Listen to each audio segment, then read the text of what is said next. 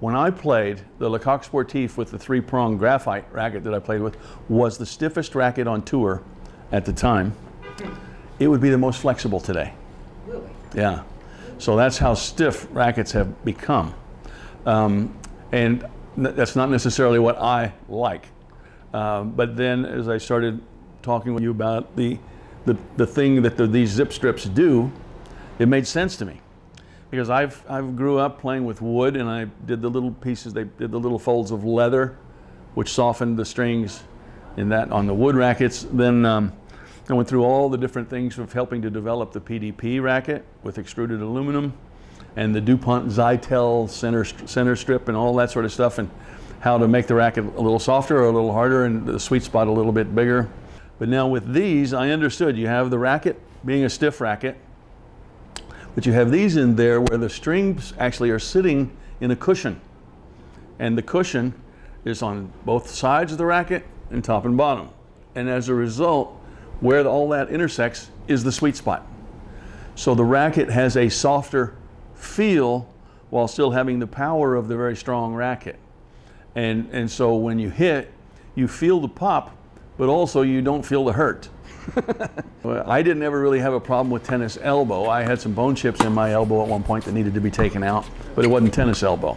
It actually was from a backhand return of Peter Fleming's serve. I reached out like this, my arm dead straight, and I hit it on the tip, and bam, it just all of a sudden. So he went in with an arthroscope, took it all out, and I've had no pain ever since. However, this racket brings me back to the thing where we used to play with gut. We didn't play with this polyester rock hard stuff. And so what I play with a polyester up and down and a hybrid multi-filament going across.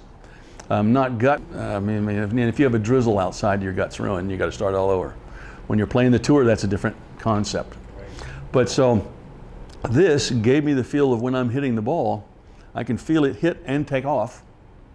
So it gives the power and the zip on the ball without feeling like I've just hit that table. And so that's when I started hitting with it a little bit, and after talking with you about it a little bit, it definitely was that way. And then when I played a demo at Lake Canaan, it felt good. But then when I got it strung to my tension, then it felt really good.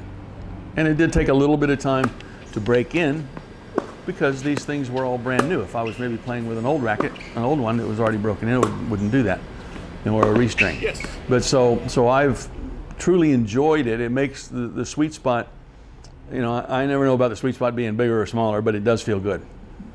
So I'm kind of simplistic with it. If it feels good to me, then it feels good. And there's also a certain sound that I'm looking for out of the racket. With Lacey, we had moved her tension down a little bit, and I'm sitting there listening to her serve, and I said, something doesn't sound right. And her serve was sort of flying along on her, and she didn't know what to do. And then it didn't feel like she was getting the juice on it that she wanted. So we upped it 3 pounds to 53, and all of a sudden now it's popping and going in. It's going harder and going in. So people don't realize it, but a few pounds here and there make a big difference. Right, right.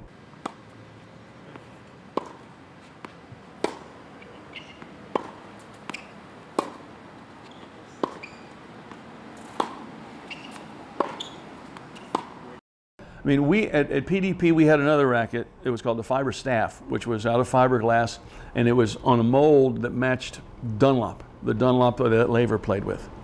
And this racket, it had it's a old small head. Yes, it looked just like a wooden racket, but it was white, and it was a tubular fiberglass. It had a sweet spot that was about that big, and there were only 2 players in the world that could play with it, and that was Ron Homburg, who was a pretty good player, and Freddie McNair. No one else could touch that racket. So they said, okay, we're going to make as light as we can make it for you. So they did. And we each got one to hit with. The racket weighed 8 ounces, strung. And so we went to hit the ball, and you go to hit it, you go, it was like it had nothing. Right. And it had a sweet spot this big, so you're always mishitting, but also you couldn't make the ball go anywhere. And so the only way you could do it is if you just put masses of lead tape on the thing. Right. But too light doesn't work. Right. Feels good in the pro shop, right, but it doesn't work. Right, it doesn't weigh on the blade. Well, that's what I think. The Bolt racket, it's a little heavier. It's not as heavy as the old rackets that I used to play with, but it plays that way. It feels that way. It doesn't feel heavy to carry it around, but when you go through the ball, it has the weight enough with it to go through the ball.